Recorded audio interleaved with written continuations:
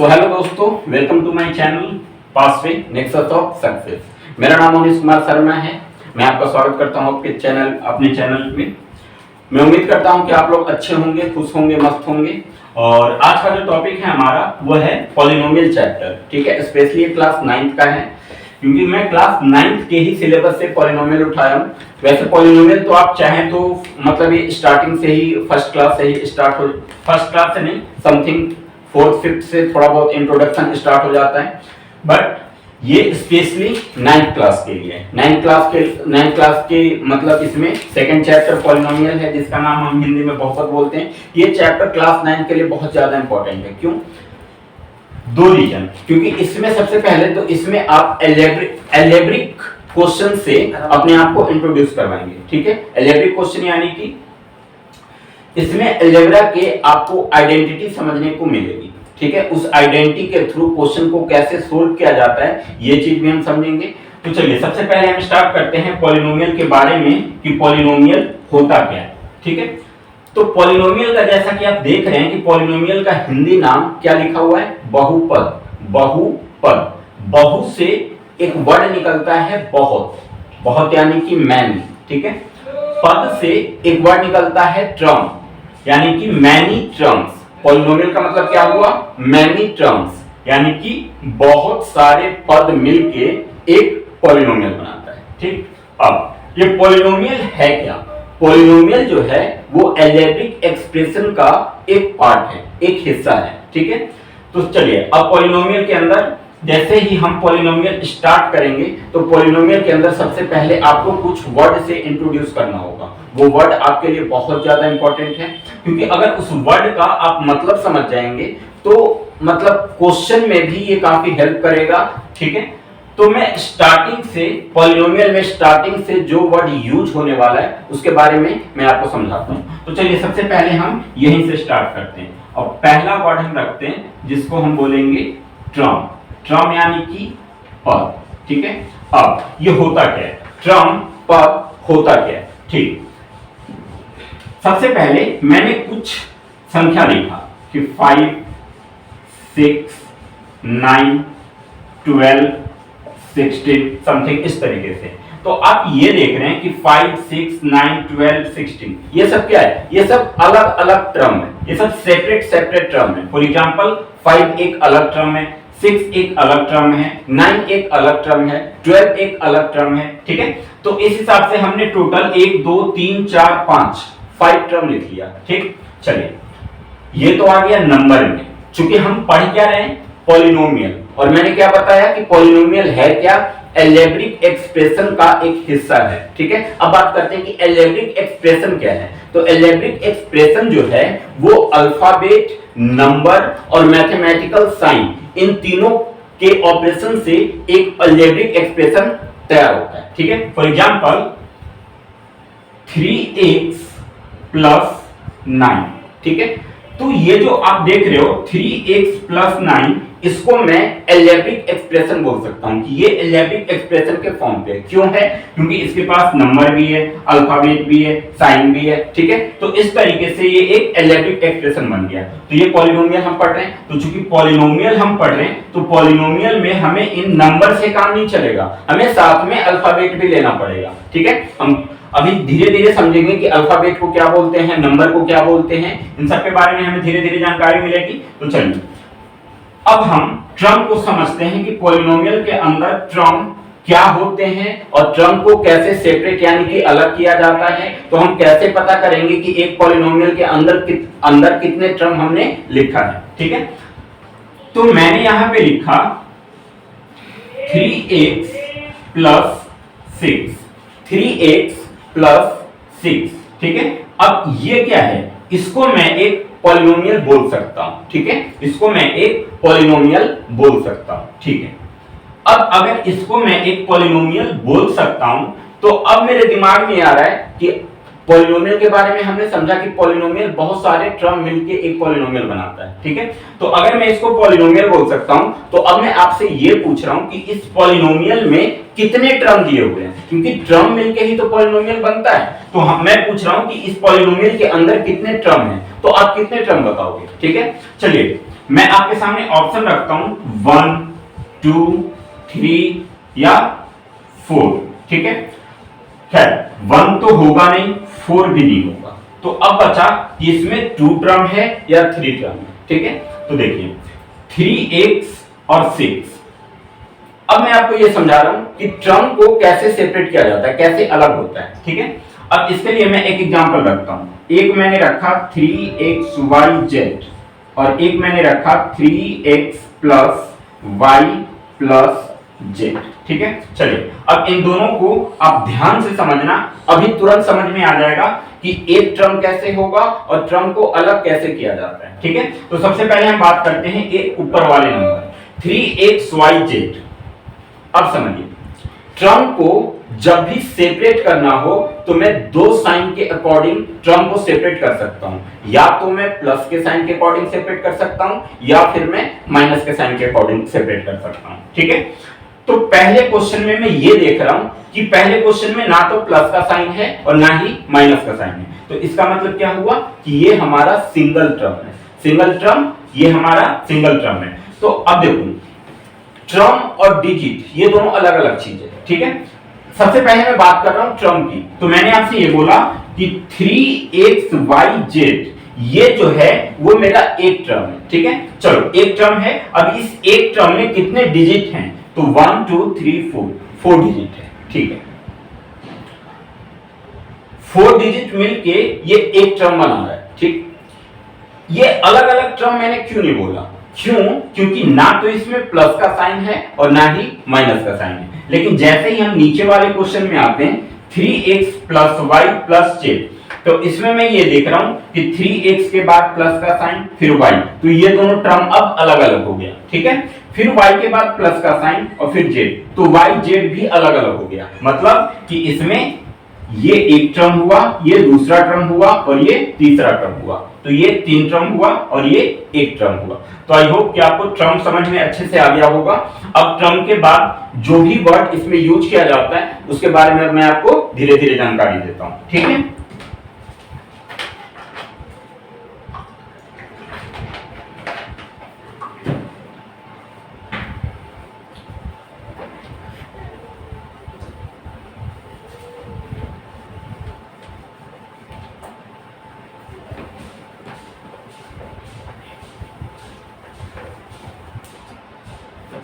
हाँ तो दोस्तों, अब मैं आपके सामने सबसे पहले 2 वर्ड लिखने वाला हूं और उस दोनों वर्ड को हम अच्छे से समझेंगे और उनके डिफरेंस को भी अच्छे से समझेंगे कि वो दोनों वर्ड आपस में अलग अलग कैसे होते हैं, ठीक है।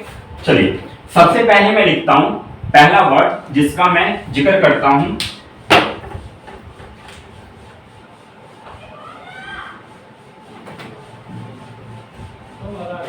वेरिएबल। और दूसरा जो हमारा वर्ड है उसको मैं बोलता हूं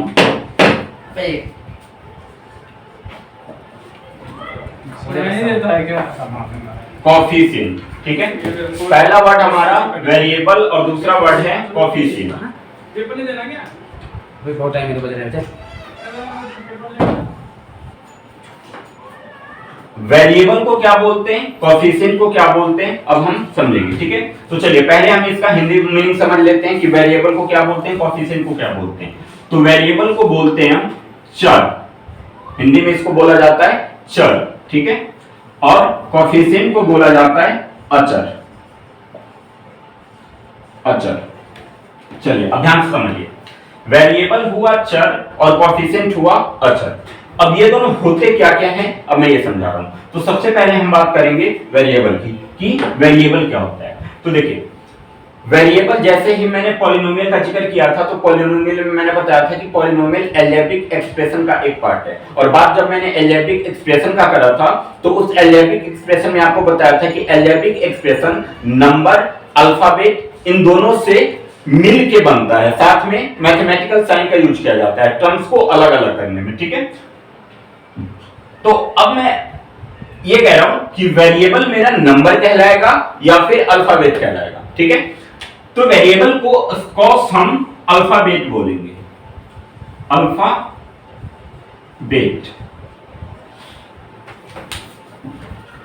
सॉरी गाइस, इसको हम कोफिशिएंट नहीं बोलते, दिमाग में भी आ रहा है, इसको बोला जाता है कांस्टेंट।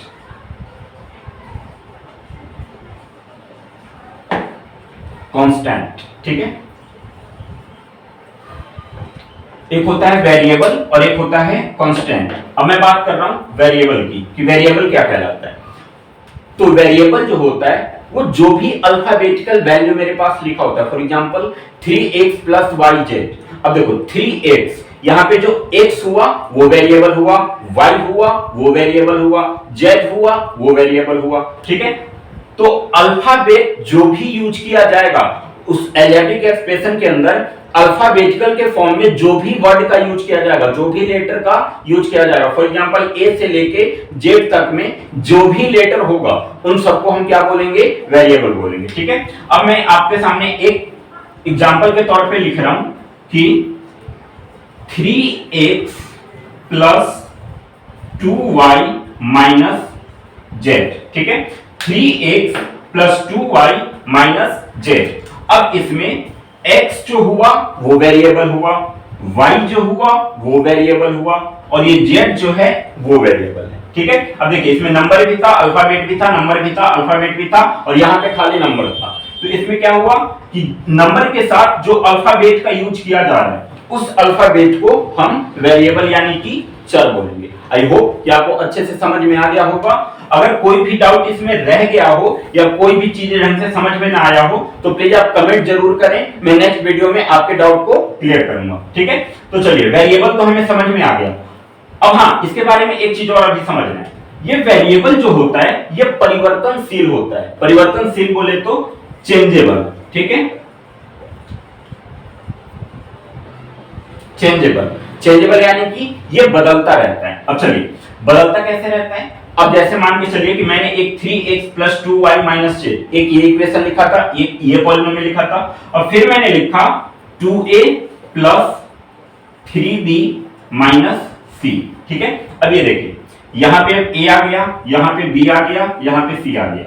इसमें x था, y था, z था, इसमें a हो गया, b हो गया, c हो गया। तो क्या हुआ, वेरिएबल बदल गया, ठीक है। मतलब पॉलिनोमियल सेम है, अलजेब्रिक एक्सप्रेशन जो है वो अलजेब्रिक एक्सप्रेशन ही रहेगा, लेकिन उसके वेरिएबल जो होंगे वो बदलते रहेंगे, ठीक है। किसी अलजेब्रिक एक्सप्रेशन में वेरिएबल के तौर पे a b c का यूज किया जाएगा, तो किसी अलजेब्रिक एक्सप्रेशन में वेरिएबल के तौर पे x y z का यूज किया जाएगा, तो किसी में p q r का यूज किया जाएगा, तो किसी में m n o का यूज किया जाएगा। समझ रहे हो ना आप। चलिए ठीक है, वेरिएबल आ गया समझ में। अब हम बात करते हैं कांस्टेंट। कांस्टेंट यानी कि इसको हम हिंदी में कहते हैं अचर। अब इसे अचर क्यों बोलते हैं। अचर यानी कि अपरिवर्तनशील। अपरिवर्तनशील यानी कि वो बदलेगा नहीं, ठीक है। अब ये क्या है भाई कि जो बदलेगा नहीं, मतलब दिमाग में चल रहा है ना कि कांस्टेंट हम किसे बोलेंगे ताकि ये बदलेगा नहीं। तो कांस्टेंट हम बोलेंगे नंबर को, जो भी मेरे पास न्यूमेरिकल वैल्यू होगा, यानी कि नंबर को हिंदी में क्या कहते हैं हम, संख्या, ठीक है।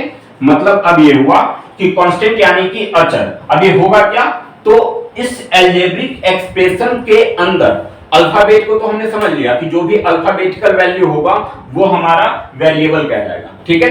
अब नंबर क्या होगा, तो जो भी कांस्टेंट, जो भी नंबर होंगे उन नंबर को हम कांस्टेंट बोलेंगे, यानी कि अचर। अब अचर यानी कि अपरिवर्तनशील, ये बदलता नहीं है, ये अनचेंजेबल होता है। क्या होता है, अनचेंजेबल, मतलब ये कहीं नहीं बदलेगा, ये सेम रहेगा, ठीक है। अब इसको थोड़ा सा अच्छे से समझते हैं।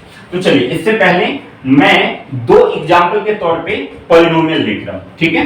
पहला पॉलिनोमियल मैं लिख रहा हूं 2y plus 3z minus 8p, ठीक है। एक ये पॉलिनोमियल हो गया। एक मैंने लिखा 5x minus 8b plus 7p, ठीक है। p नहीं, यहां पे हम रख लेते हैं q। अब इन दोनों में समझते हैं, अभी तुरंत आपको वेरिएबल और कांस्टेंट में अंतर समझ में आ जाएगा, ठीक है। अब देखिए इसमें मैंने दो एग्जांपल रखा, इसमें मैंने दो एग्जांपल रखा था, इसमें भी रखा, ठीक है। और मैंने आपको बोल दिया पहले ही कि जो हमारा कांस्टेंट है वो क्या है, अनचेंजेबल है, अनचेंजेबल।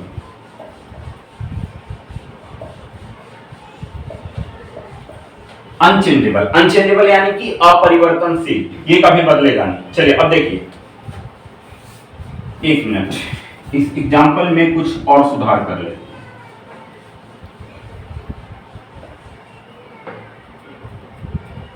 ठीक है, अब ज्यादा बेहतर से समझ में है।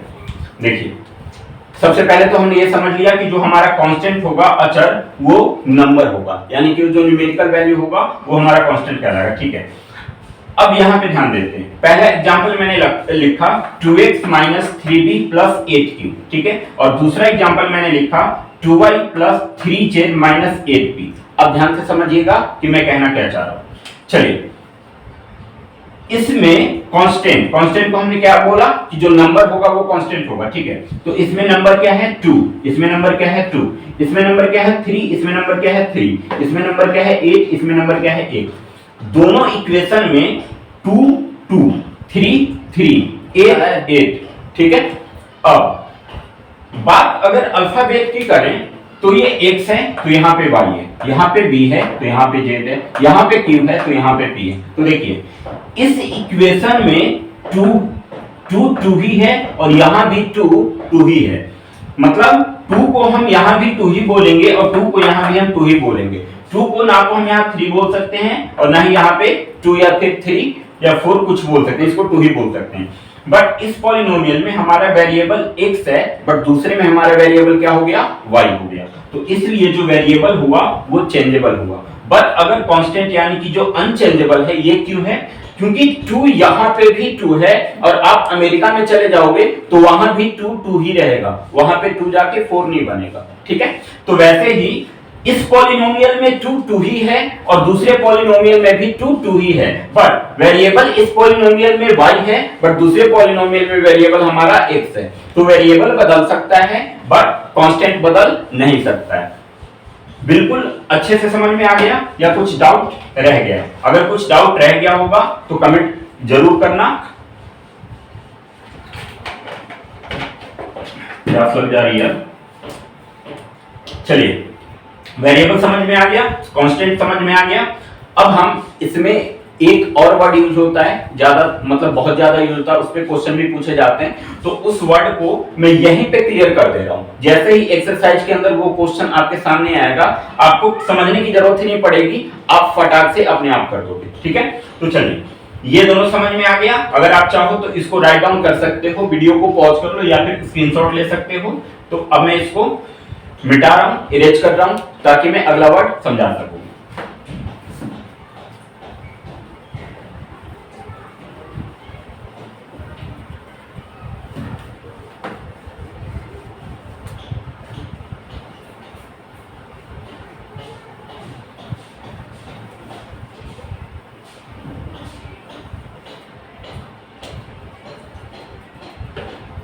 हाँ तो दोस्तों अगला वर्ड है हमारा COEFFIECIENT।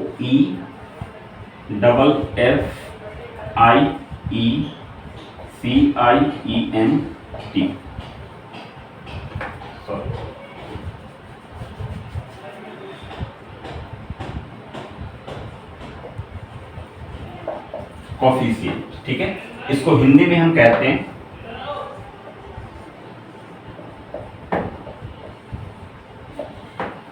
गुणांक। क्या कहते हैं? गुणांक। चलिए मैं आपको इसको समझा रहा हूं कि कोफिशिएंट क्या होता है। दोस्तों एक बात याद रखिएगा कि ये जो कोफिशिएंट यानी कि गुणांक है, ये काफी इंपॉर्टेंट है, एक नंबर के सवाल पूछा जाता है, ठीक है।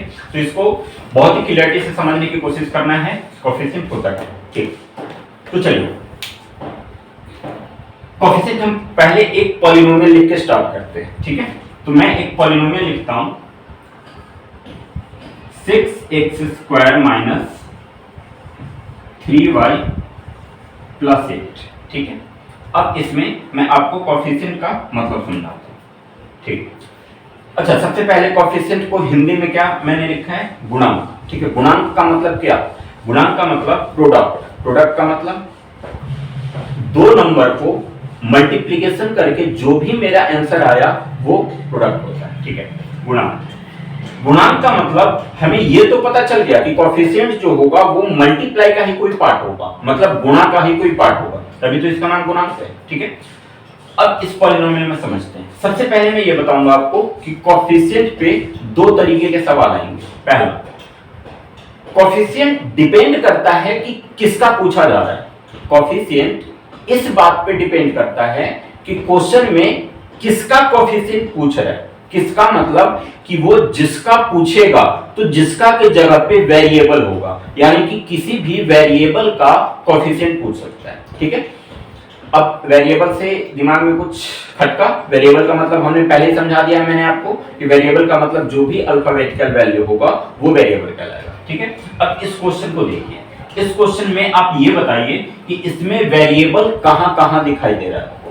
तो चलिए, आप समझ तो गए ही होंगे बट आप बता तो सकते नहीं है, इसलिए मैं ही बता दे रहा हूं। मैं उम्मीद करता हूं कि आपने भी यही सोचा होगा। ठीक है, एक तो वेरिएबल हमारा x² हो गया और एक वेरिएबल हमारा y हो गया। ठीक है, क्योंकि इस पॉलिनोमियल के अंदर अल्फाबेट के रूप में यही दो लेटर है। ठीक है, तो ये वेरिएबल हो गया। अब मैंने क्या बताया कि कोएफिशिएंट डिपेंड करता है कि किसका कोएफिशिएंट पूछा जा रहा है। कोएफिशिएंट इस बात पे डिपेंड करता है कि किसका पूछा जा रहा है। ठीक है, तो मैं अब आपसे ये बोलता हूं कि y का कोएफिशिएंट बताएं, y का कोएफिशिएंट बताएं। ठीक है, तो अब आप इस इक्वेशन के, ये पॉलिनोमियल जो है, इस पॉलिनोमियल के अंदर y को ढूंढिए। तो y आपको यहां पे दिखाई देगा। ठीक है, y मेरा यहां पे है। अब मैंने पहले क्या बता दिया कि कोएफिशिएंट यानी कि गुणांक। गुणांक यानी कि उसका मतलब कि जिसका कोएफिशिएंट पूछा जा रहा है उसको किससे मल्टीप्लाई किया जा रहा है। वो किसके के जगह पे नंबर भी हो सकता है और अल्फाबेट भी हो सकता है। ठीक है, तो y, अब y के साथ तो मुझे सिर्फ 3 दिखाई दे रहा है। y के साथ क्या दिखाई दे रहा है? 3 दिखाई दे रहा है। ठीक है, तो मतलब कि y को 3 से गुना किया जा रहा है, क्योंकि 3 और y के बीच में तो कोई साइन है नहीं, तो मतलब यही हुआ ना कि y को 3 से गुना किया जा रहा है। ठीक है, तो जब y को 3 से गुना किया जा रहा है तो y का कोएफिशिएंट क्या हो जाएगा? 3 नहीं, 3 के पहले वाला जो साइन है उसको भी लेते हैं, तो y का कोएफिशिएंट क्या हो जाएगा? -3। समझ में आ गया? y का कोएफिशिएंट क्या हो गया? -3। ठीक है, अब मैं फिर से एक बार पूछ रहा हूं कि x² का कोएफिशिएंट क्या होगा। तो अब आप, मुझे पूरा यकीन है कि आप लोग जरूर बता देंगे। तो x² का कोएफिशिएंट इस पॉलिनोमियल के अंदर क्या होगा? मुझे पता है कि आपने भी सोच लिया होगा जो मैं यहां पे बताने जा रहा हूं। ठीक है, और वो क्या है?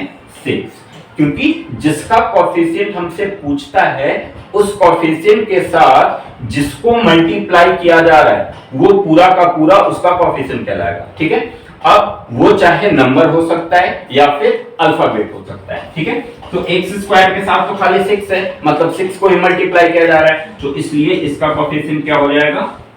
6। अब ये 6 के पहले कोई साइन नहीं है, मतलब ये प्लस का माना जाएगा, तो 6 हमारा प्लस का ही जाएगा। तो चलिए, कोएफिशिएंट का एक चीज तो आपको समझ में आ गया। ठीक है,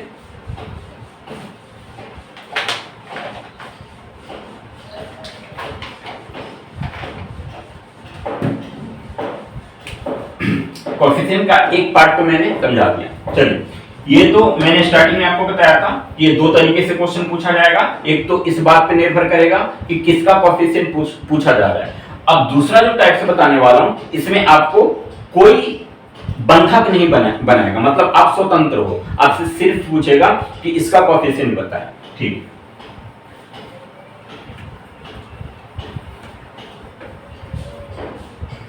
अब देखिए, अब जो हमारा इक्वेशन रहेगा वो रहेगा 5x² माइनस 3x प्लस 12।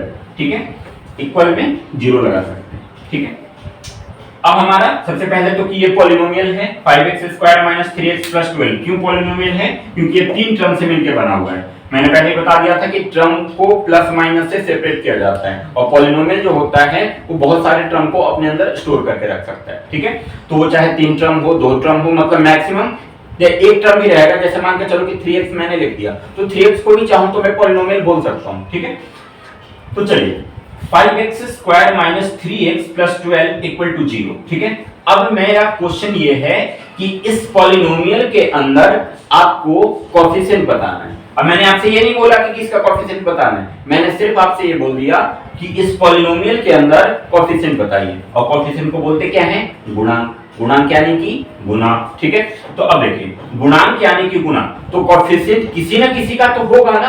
अब किसी ना किसी का तो होगा, मतलब कि वहां पे दो चीजें होनी चाहिए, दो चीजों को आपस में मल्टीप्लाई करना चाहिए। ठीक है, तो मैंने पहले बता दिया कि कोएफिशिएंट जो होगा वो हमेशा, अगर इसमें कोई बंधक नहीं हो, मतलब आपसे ये नहीं कहा गया हो कि किसका कोएफिशिएंट बताना है, आपसे सिर्फ ये कहा गया हो कि इस पॉलिनोमियल के अंदर कोएफिशिएंट बताएं, तो जब आप बंधक में नहीं हो तो आप सिर्फ न्यूमेरिकल वैल्यू को चुनोगे, सिर्फ न्यूमेरिकल वैल्यू को ही चुनोगे। ठीक है, वेरिएबल को हटाने के बाद जो भी न्यूमेरिकल वैल्यू आपका बचेगा वो सिर्फ कोएफिशिएंट कहलाएगा। ठीक है, तो इस पॉलिनोमियल के अंदर कोएफिशिएंट मेरा क्या क्या होगा, एक तो 5 हो जाएगा, एक 3 हो जाएगा। ठीक है, अब मैं ये पूछ रहा हूं कि क्या 12 हमारा कोएफिशिएंट कहलाएगा, तो नहीं।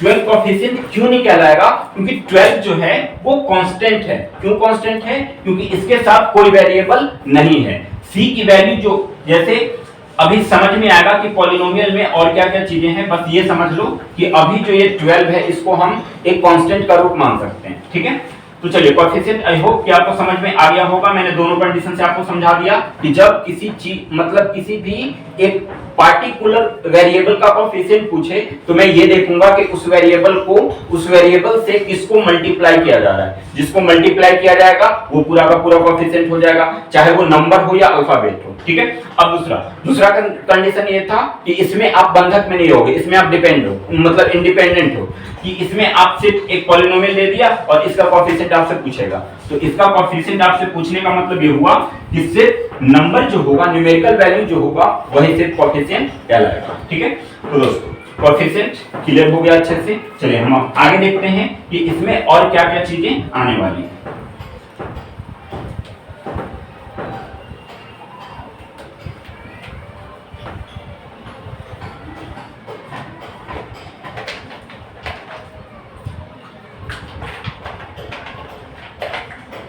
अब देखिए पहली बात तो ये समझ लीजिए कि एक पॉलिनोमियल को बनाने के लिए यही 3 चीजों की जरूरत पड़ती है। ठीक है, 4 चीज, टर्म, वेरिएबल, कांस्टेंट और कोएफिशिएंट। ये चारों हमने समझ लिया।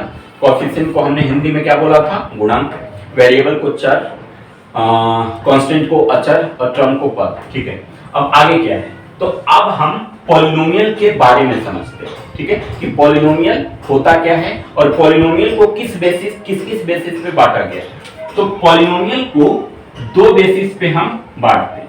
ठीक है, और वो 2 बेसिस क्या क्या है मैं अभी आपको समझाने वाला हूं। ठीक, पहला, पॉलिनोमियल को 2 बेसिस पे बांटा गया है, एक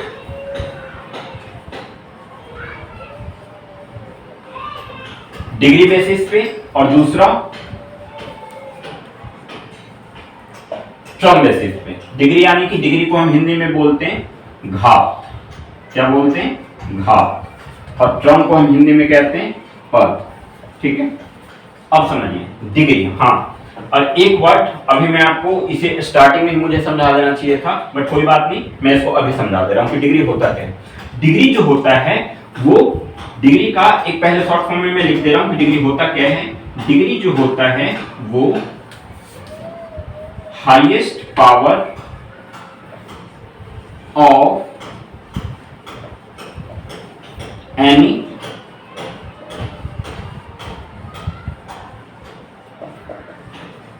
पॉलिनोमियल। डिग्री जो होता है वो किसी भी पॉलिनोमियल का हाईएस्ट पावर होता है। फॉर एग्जांपल, इसको एग्जांपल से हम समझ लेते हैं कि यहां पे मैंने लिखा 3x का पावर 5 माइनस 4x का पावर 2 प्लस 3x का पावर 3 माइनस 4x प्लस 5। ठीक है, ये है 5x 3x का power 5 minus 4x square plus 3x cube minus 4x plus 5। ठीक है, ये अब मैंने एक पॉलिनोमियल लिख दिया। और डिग्री के बारे में मैंने अभी क्या बताया आपको कि highest power of any polynomial, किसी भी पॉलिनोमियल का जो हाईएस्ट पावर होगा वो हमारा डिग्री कहलाएगा। ठीक है, तो अगर अब इस पॉलिनोमियल के अंदर देखें तो हम पावर की तरफ देखेंगे, और पावर कहां पे होता है? पावर किसी भी संख्या का जो ऊपर लगा होता है छोटे से नंबर में, वो पावर कहलाता है। ठीक है, तो अब ये 3x यहां पे 5 है, यहां पे 2 है और यहां पे 3 है। तो अब इन तीनों में से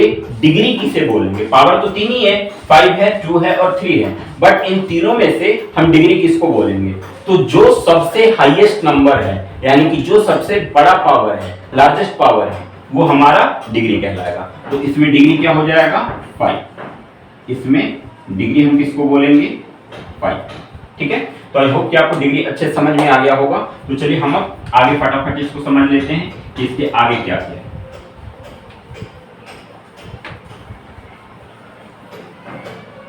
ठीक है, अब हम बात करते हैं कि डिग्री तो हमने समझ लिया कि डिग्री बोलते किसे हैं, टर्म हमने पहले ही समझ लिया है। अब हम बात करते हैं कि डिग्री बेसिस पे पॉलिनोमियल क्या क्या होंगे और टर्म बेसिस पे पॉलिनोमियल क्या क्या होंगे। ठीक है, तो सबसे पहले हम डिग्री बेसिस की बात करते हैं। डिग्री यानी कि पावर से बात हो रहा है, पावर। ठीक, तो सबसे पहले हम बात करते हैं कि जिसकी डिग्री 1 हो, डिग्री क्या हो?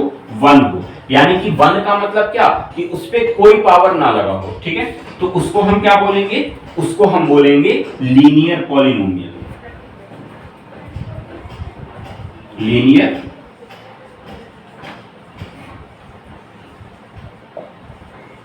पॉलिनोमियल क्या बोलेंगे? Linear polynomial. ठीक है, इसको हिंदी में क्या कहते हैं?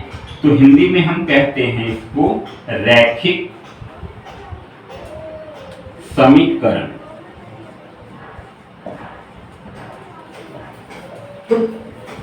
क्या बोलते हैं? रैखिक समीकरण। ठीक है, अब लीनियर पॉलिनोमियल होता क्या है? तो देखिए, लीनियर पॉलिनोमियल मैंने क्या बता दिया कि जिसका पावर 1 हो।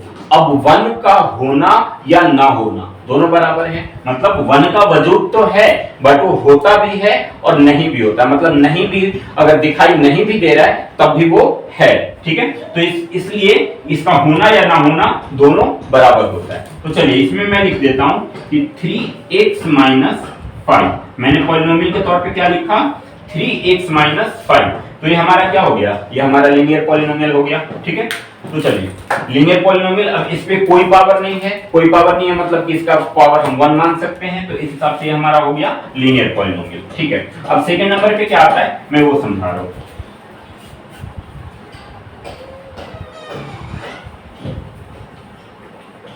देखिए, सेकंड नंबर पे आता है क्वाड्रेटिक पॉलिनोमियल। क्वाड्रेटिक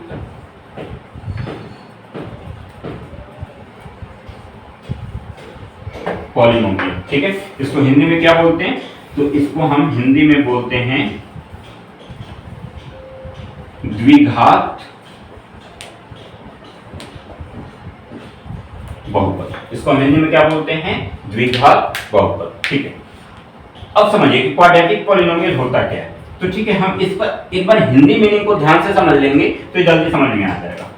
द्वि का मतलब क्या हुआ? द्वि का मतलब हुआ 2। ठीक है, 2।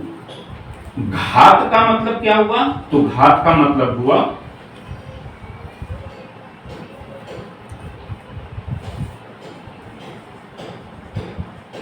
डिग्री। ठीक है, द्वि का मतलब 2 और घात का मतलब डिग्री। डिग्री मैंने अभी आपको समझा दिया कि डिग्री होता क्या है? Highest power. ठीक है, तो मतलब कि जिसकी डिग्री 2 हो वो क्या कहलाएगा? Quadratic polynomial.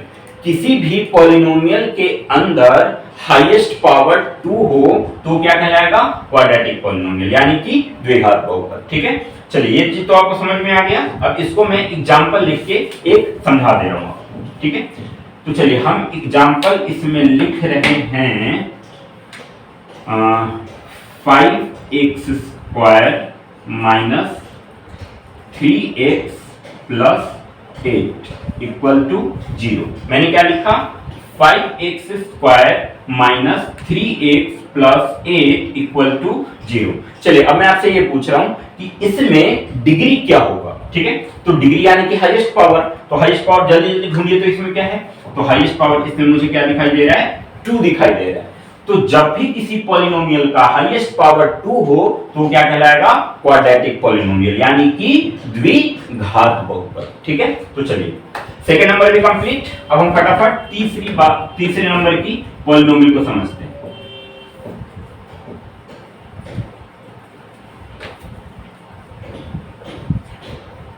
ठीक है, थर्ड नंबर पे बारी आती है क्यूबिक पॉलिनोमियल। क्यूबिक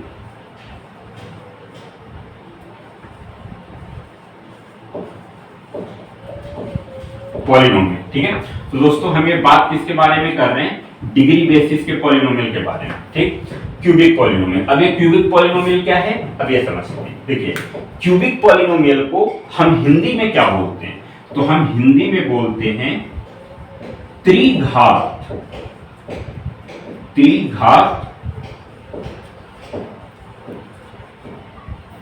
बहुपद। क्या बोलते हैं, त्रिघात बहुपद। ठीक है, अब ये त्रिघात बहुपद क्या होता है ये समझते हैं। चलिए इसको हिंदी से ही मैं इंग्लिश में समझाता हूं, हिंदी से ज्यादा अच्छे समझ पाएंगे। ये जो आपको त्रि दिख रहा है, ये त्रि यानी कि त्रिशूल, त्रिशूल में 3 शूल होते हैं, तो त्रि का मतलब क्या हुआ, 3। ठीक है, अब बात करते हैं हम घात की। घात को हम क्या बोलते हैं, डिग्री बोलते हैं। क्यूबिक का मतलब क्या हुआ, त्रिघात। त्रिघात यानी कि जिसकी डिग्री 3 हो, मतलब किसी भी पॉलिनोमियल का हाईएस्ट पावर 3 हो, तो कौन सा पॉलिनोमियल कहलाएगा, क्यूबिक पॉलिनोमियल। चलिए इसको एग्जांपल से समझ लेते हैं फटाफट।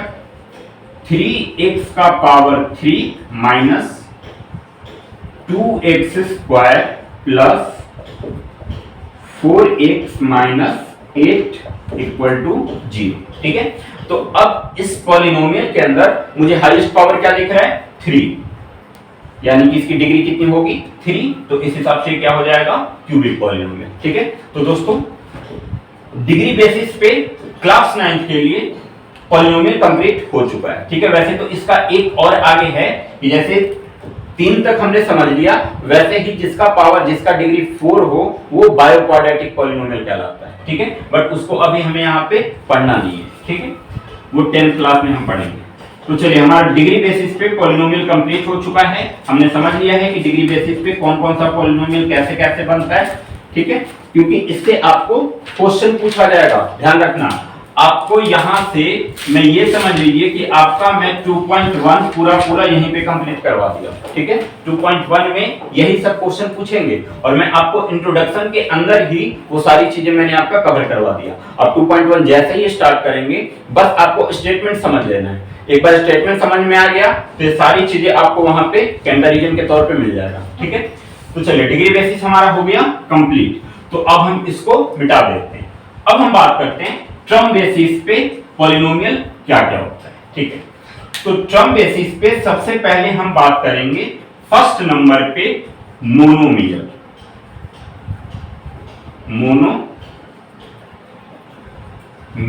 ठीक है, मोनोमियल को हम हिंदी में कहते हैं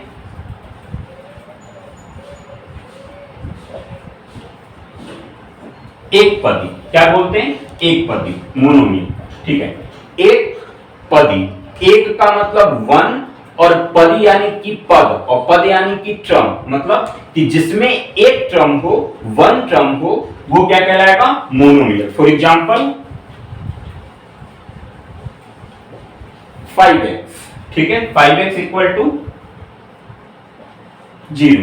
तो इसमें क्या है, एक ही ट्रम है। ट्रम अलग कब होगा, जब बीच में प्लस माइनस का साइन हो, बट यहाँ पे तो प्लस माइनस है ही नहीं। 5 और x के बीच में कोई साइन नहीं है, मतलब हम मल्टीप्लाई मान सकते हैं। तो मल्टीप्लाई ट्रम को अलग नहीं करता, ट्रम को अलग से प्लस माइनस ही कर सकता है। ठीक है, तो 5x जिसमें सिर्फ एक ही ट्रम हो वो क्या कहलाएगा, मोनोमियल। मोनोमियल यानी कि एक पदी। ठीक है, तो दोस्तों आई होप कि आपको ये चीज समझ में आ गया होगा। अब हम सेकंड नंबर की बात करते हैं। सेकंड नंबर पे आता है बिनोमियल। बिनोमियल, इसको बहुत लोग बाइनोमियल भी बोलते हैं, जो भी हो, बिनोमियल या बाइनोमियल। ठीक है, इसको हम हिंदी में कहते हैं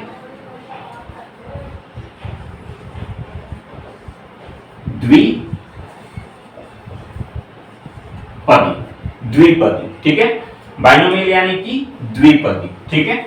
द्विपदी यानी कि द्वि से टू और पदी से ट्रम, यानी कि जिसमें दो ट्रम हो वो क्या कहलाएगा? बिनोमियल, यानी कि बाइनोमियल या कुछ भी कहो। चलिए अब इसमें हम समझ लेते हैं कि क्या क्या होगा। फॉर एग्जांपल मैंने लिखा 3x² - 8 = 0। तो इस पॉलिनोमियल के अंदर मुझे कितने टर्म दिखाई दे रहा है? दो टर्म दिखाई दे रहा है। एक तो 3x² और एक 8, क्योंकि प्लस माइनस टर्म को अलग अलग कर देता है, तो यहाँ पे माइनस का साइन है, इसलिए ये दो टर्म अलग अलग हो गया, ठीक है। तो ये बिनोमियल हो जाएगा द्विपदी, ठीक है दोस्तों। अब बिनोमियल भी आपको समझ में आ गया। अब इसके अगला हम बात करते हैं कि इसके अगले नंबर पे क्या बोला जाएगा। इसके अगले नंबर पे, थर्ड नंबर पे हम बोलेंगे इसको ट्रिनोमियल। क्या बोलेंगे? ट्रिनोमियल। ट्रिनोमियल, ट्रिनोमियल को हम हिंदी में क्या कहते हैं? ट्रिनोमियल को हम हिंदी में कहते हैं त्रिपदी। क्या बोलते हैं? त्रिपदी। त्रिपदी यानी कि जिसमें तीन टर्म हो। For example 2x + 4y - 8z। क्या लिखा मैंने?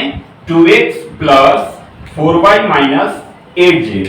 तो ये हमारा एक टर्म हो गया, ये दूसरा टर्म हो गया, ये तीसरा टर्म हो गया। तो इस हिसाब से इसके तीन टर्म हो गए, तो इस हिसाब से ये क्या बन गया?